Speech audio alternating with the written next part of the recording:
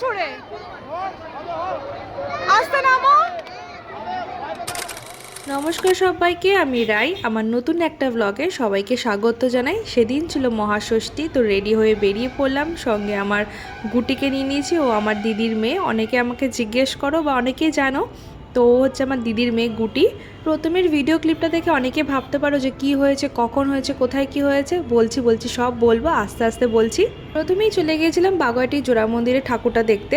ঠাকুরটা খুব সুন্দর হয়েছিল, আর প্যান্ডেলটা ছোটোর মধ্যে খুব ভালো করেছিল।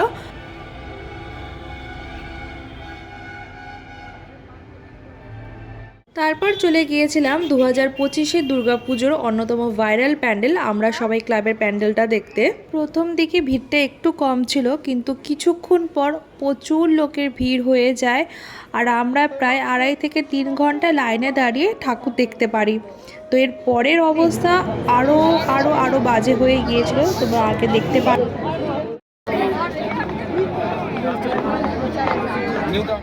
ঠাকুরটা তো খুব সুন্দর হয়েছিল, আর প্যান্ডেলটা দুর্দান্ত, কিন্তু এখানকার পরিচালনা ব্যবস্থা মোটেও ভালো ছিল না। ভীষণ মানুষ কষ্ট পাচ্ছিল, মানে দড়ি ফেলে ঘন্টার পর ঘন্টা দাঁড় করিয়ে রেখেছিল, বিশেষ করে বাচ্চাদের তো ভীষণ কষ্ট হচ্ছিল।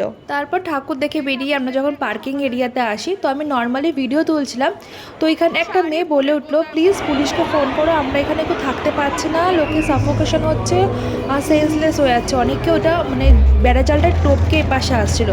তো যাই হোক, তোমরা তার পরের ঘটনা অনেকেই জানো কি হয়েছিল ওখানে। তো তারপরে চলে গিয়েছিলাম নিউ টাউনের ঠাকুরটা দেখতে, যেটা দারুণ হয়েছিল।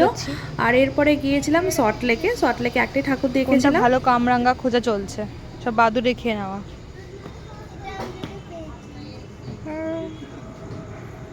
কালকে বাড়িকে মাখা করবি মাম্মি, ঠিক আছে? আর তারপর চলে আসি আমাদের ক্লাবে, কারণ সেদিন ছিল ইন্ডিয়া পাকিস্তানের ম্যাচ, যেটা কোনো মতেই মিস করা যেত না।